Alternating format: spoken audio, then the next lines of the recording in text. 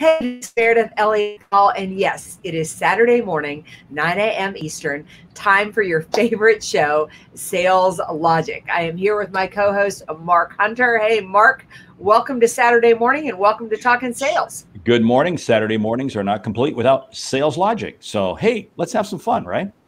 Let's do it. You want me to go ahead and roll the? Sure. Why not? Why not? Let's get into it because it's a great prospect with integrity. We will get customers who have integrity.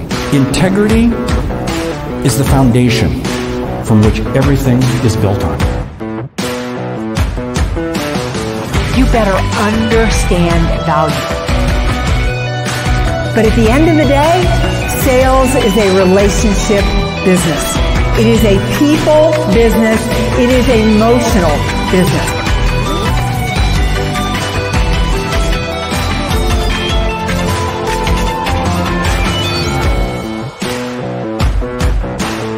This is Sales Logic. It is Sales Logic. So again, welcome Saturday morning, 9 a.m. Eastern. Welcome to Sales Logic, the show where we dive into the strategies, discuss the steps, everything that you need to know to even be more effective at sales. I'm here with my co-host, Mark Hunter. Good morning, Mark. Good morning, good morning, good morning. And it's been a big week. Hey, you had your book launch this week, Thrive, and it's doing absolutely terrific. I did do a little sneak on Amazon this morning and saw you're up to 26 reviews. You've got a lot of people liking the book. It's great. Yeah, it has really come out of the gate strong, even stronger than I'd hoped. So pretty excited about it. But have you had a good week? I've had a great week, and I'll tell you what, it's amazing how things continue to pick up more and more.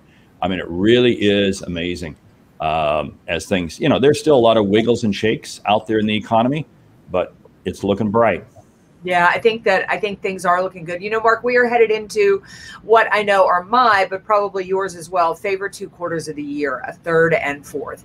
And we've got something special on tap for third and fourth quarter. Why don't you tell our listeners about it? Well, yeah, what we've done is we have a mastermind group where you get to mastermind with Meridith and myself every month through now and the end of the year. And it really is an opportunity for you to up your game and to make sure that you make the last 2 quarters of the year and set yourself up for a strong 2022. So, hey, we want you to get registered. We want you to get enrolled in it. Jump out to saleslogicpodcast.com.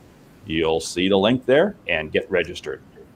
Yeah. Oops. I'm having a little bit of trouble this morning. Jacqueline, I'm so glad you are here. Thank you so much on the book. Super excited about it and really glad you're here with us this morning. But let's go ahead and dive into the show. I'm just going to go ahead and do an overview of how the show works, and then Mark's going to tell you what we've got on tap for today. Please always remember, as the audience, you are a part of this show. We love when that comment box goes wild. So if you put something up there, we'll not only address it, but we'll give you a little bit of stage time as well. Every week, we go live with Sales Logic, and we split the show into 4 parts.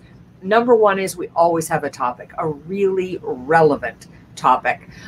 We take a question from you, the audience. So if you ever have a question, please go to saleslogicpodcast.com or simply put it out there on social media, #SalesLogic. We cover a book that we think you need to be reading. And last but not least, because we want you to get return on investment, we do a lightning round, those key takeaways that you can have to really put some things into action. Well, with that, let me jump into the topic. The topic today is qualities and strategies sales leaders and salespeople need to thrive in uncertain times. And it is certainly uncertain times. We got a question and a book. Okay, let's do the question, because John from Boston writes, we're in the transportation industry and have been in business about 40 years. I thought we were diversified. I see where this is going. As we serve the college market, tourists, professional sports, weddings, etc. But when COVID hit, I learned not a single industry we were in was safe. Is there something else I could be doing to protect my company from uncertainty or forces outside of my control? What other markets should I be directing my salespeople to? And I'll tell you what, you can put almost any business into this equation, because at least minimally, part of your business was absolutely impacted because of COVID. And what are the lessons learned from it? So jump in, Meredith, some ideas. Well, first, I want to say thank you, Glenda. I'm so glad you're here, and thank you so much on the congratulations. We're excited about it as well. Mark, I love this question. When I saw it come across the wire, I was really excited about it because this is the pressure of uncertainty, right? There, you as a business do everything you're supposed to do. You didn't count on just travel and tourism. You didn't count just on the college market. You were so clear to diversify all the different areas you were in. COVID hits and you still get caught in the fact that, every industry you got your toe in. So let's just start by saying, first of all, good job on diversifying. Smart, smart, smart. If you are anybody listening to us right now and you're not diversified, you need to. The second is COVID was an extreme. So the very fact that you got hit, not your fault. I mean, this is an extreme that it would wipe out, anybody getting near anybody, which would take the transportation industry. At the same time, there are some things that you need to be thinking about from an uncertain marketplace. I would say a couple of things is you need to, we call it conditioning yourself for change in the book, but we call it also crisis management or contingency planning, working into your quarterly meetings with your executive team, or at least twice a year, or making it part of your strategic plan. What if scenarios? What if something happened to the entire transportation industry? How would you make an income? How would you stay afloat? How would you, do things like that? In giving yourself some brainstorming time to really start to think about what is the worst case scenario. The power of that is, number one is you have a plan if something like this ever happened again. The second is you're prepared. And if nothing happens, at least you're a flexible and a nimble company that is always thinking about the outside forces. Yeah, there's so much there to what you said. And I'm going to add, and I presume that this gentleman has a bus charter, limo charter, that type of a business. And I think what you have to do is you have to take a step back and say, what are the outcomes that you deliver? What are the outcomes? And then how do those outcomes fit into other segments? He's in the business of moving people, time-sensitive people, looking at the kind of the types of industries he happens to be in.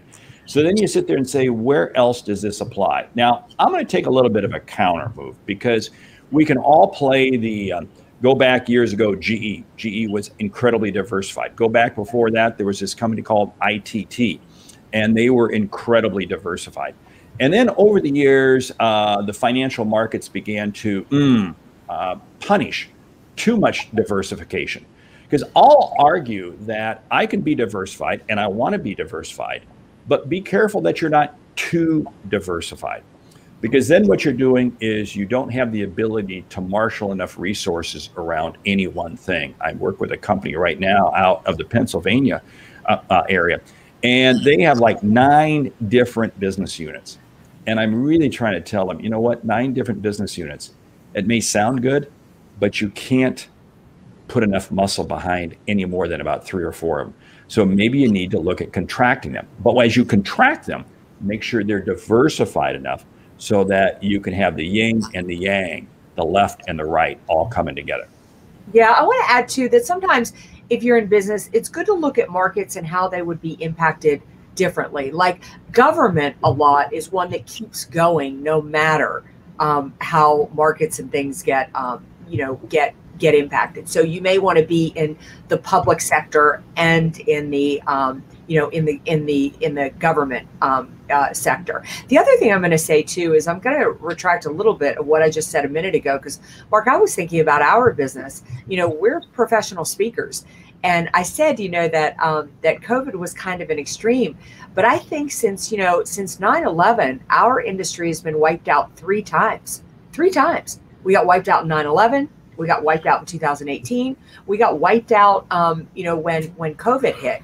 If you're a professional speaker, or you're like us and your industry has been greatly impacted by all 3 of those, it's time to really start diversifying your business, and contingency planning, because no diversification, even at best, diversification probably going to lose a third to a half of your income. And you have to think about that.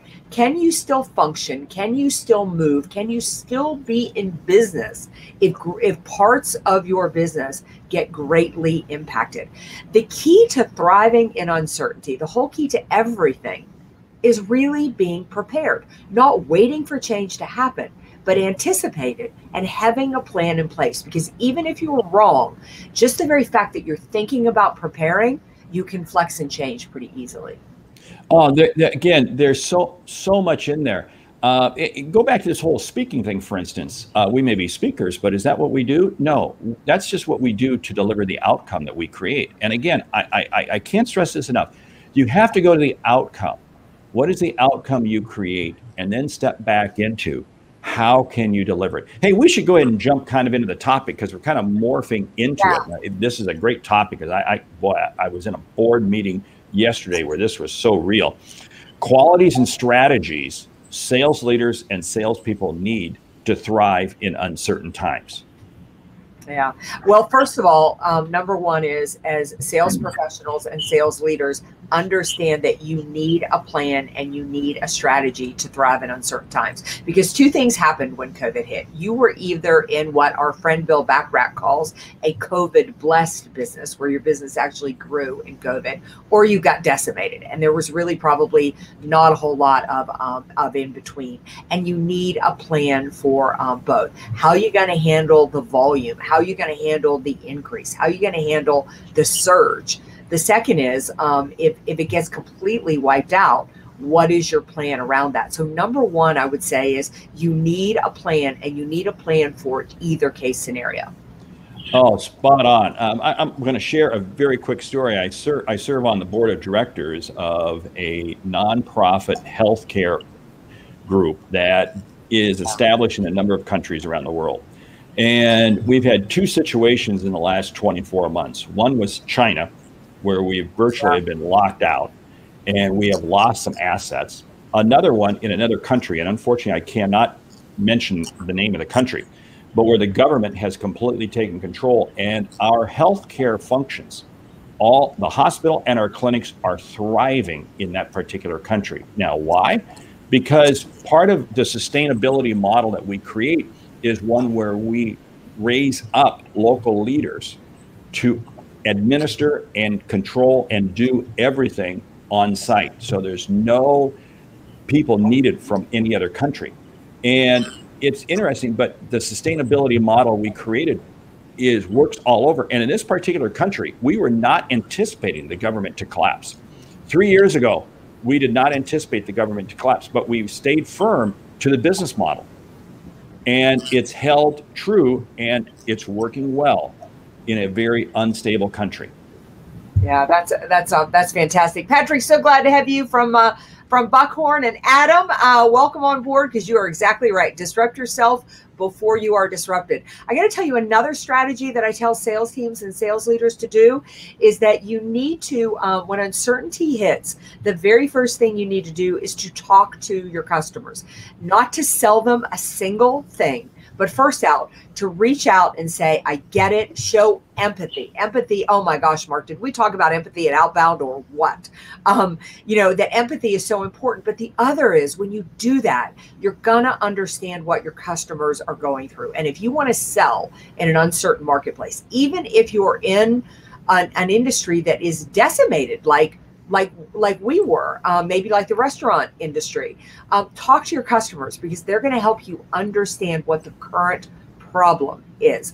I say this over and over again. The product and service you sell may be the same, but the problem you're solving changes. And the only way to sell effectively, to leave your competition in the dust, is to solve the right problem. The only way to know what the right problem is to talk to your customer. See, and that does require you to understand what are those potential outside forces that could impact you. So you do need to be a student of your environment, and you do need to be a student. But here's what I do encourage. Don't get yourself so caught up in outside forces. Oh, my business could get hit by an asteroid. The probability of that happening is about the same as you winning the lottery. Don't bother to build a strategy around either of those. But what you can do, and again, I'm going to go back to this. I sat in this board meeting yesterday, and the sustainability model, and that's one of the key things that we use to go out and raise funds, is because we create a sustainable model that works despite disruption around us. What does that do? That allows us to thrive in situations. And it's funny because China was the first country we went into, and we did not establish that model. And boom, lesson learned. Yeah, I missed Adam's comment here. I think it's Adam. I am going to use that. I'm going to quote it, and I am going to credit you with it. Uber yourself before you get Kodak. What a fabulous line. We got our friend Larry Levine here, our colleague, our really good friend, and our outbound buddy. The more you know about your customers, the more you grow with your customers. So true, Larry. So another strategy that I love around that I really believe sales leaders and salespeople should be doing. And, Mark and I are saying salespeople and sales leaders, because if your sales leader does it, great, lucky you. If they don't wait on your sales leader to do this. You're a salesperson. Do these strategies for yourself. You can totally control your own destiny. But it's another strategy from the book, and it's called Shed Fast and Keep Moving. Mark keeps talking about these outside forces. And the truth is, the reason he's talking about them is because there's more outside of your control than inside your business that can impact your success. When you live in an environment like we do that's uncertain, there is so little you can control, and the outside forces can impact you. So that means by no fault of your own, you're not doing anything wrong, but maybe the strategies you're using aren't working anymore because the environment around you changed. And we call this Shed Fast and Keep Moving, which means you take the time, 30 minutes on a Friday once a month, and ask yourself, what am I doing that's really getting me business? What did I do in the last 3 weeks that landed customers? What is weighing me down? What's been a waste of my time? And what do I need to be doing that I'm not doing that could really take me to another level? And see, something about that's recalibrating slightly on a regular basis. When you recalibrate slightly on a regular basis, it saves you from having to do total disruption when times are difficult. Yeah. That's the key piece. I've always found if I can just pivot just slightly every month, it's amazing how I can remain focused. And what happens is I remain far more efficient because the organization just continues to move at a much better clip. Hey, we should use this to really set up the great book that we have, because it's right on the screen behind you. And that is Thrive. It was written by this person by the name of Meridith Elliott Powell. Yeah, it is a good book.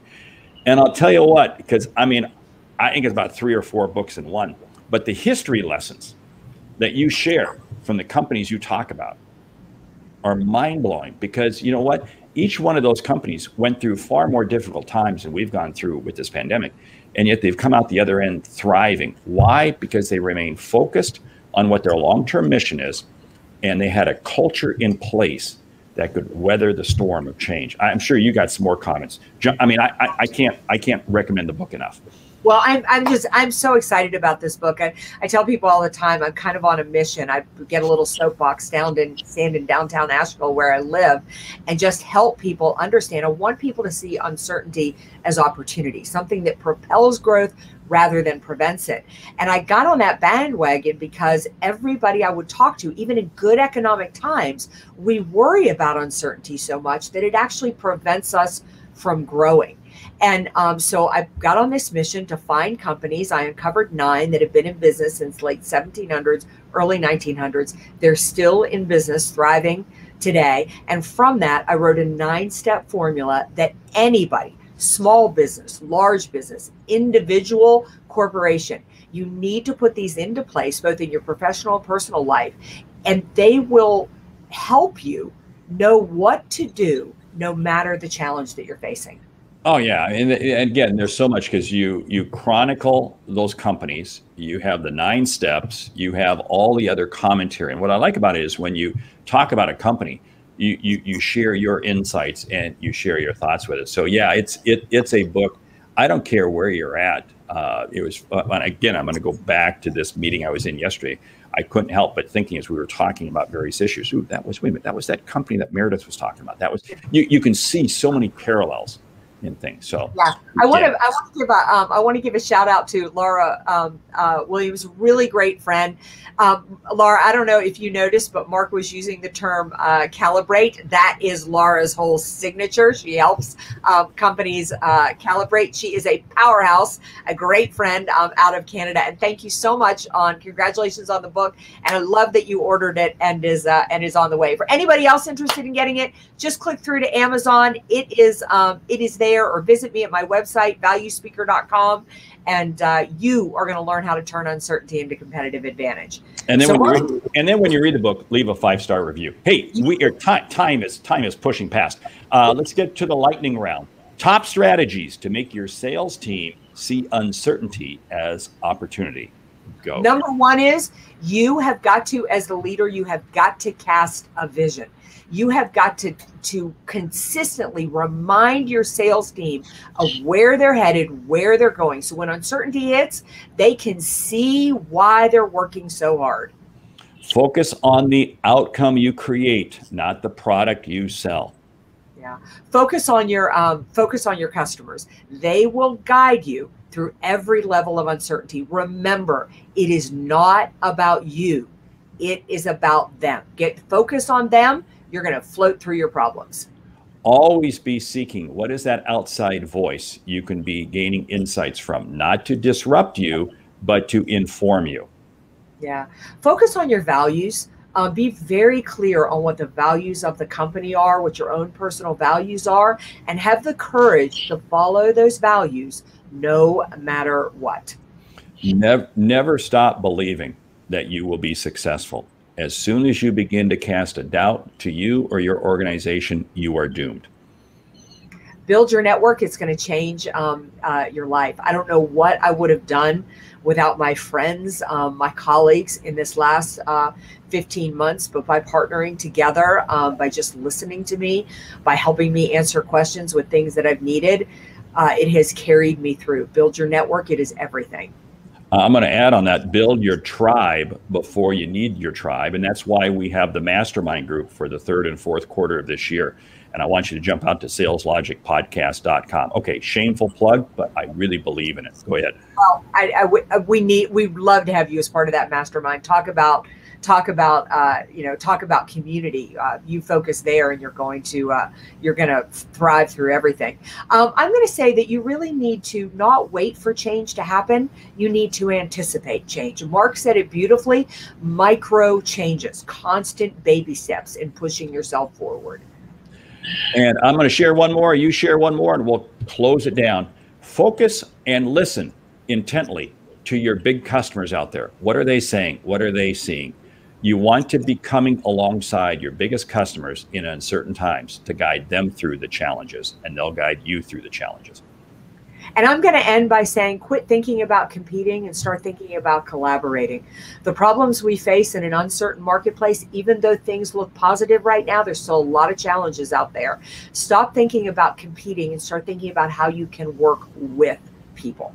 Great. Hey, and with that, I want to say thank you for listening to Sales Logic this week. If you like what you hear, subscribe, rate, and review the show on your favorite podcast app.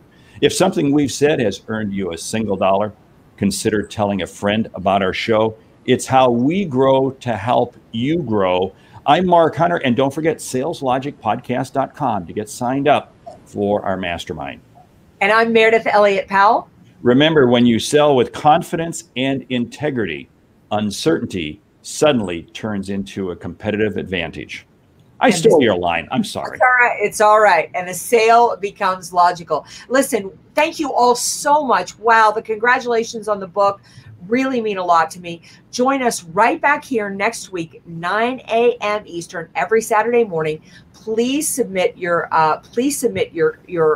questions. Check out the mastermind. The low bottom price is going to blow your mind, and together we're going to work to really take the third and fourth quarter to the next level. Mark and I really appreciate. We'll see you here next week on Sales Logic. Thanks, everybody.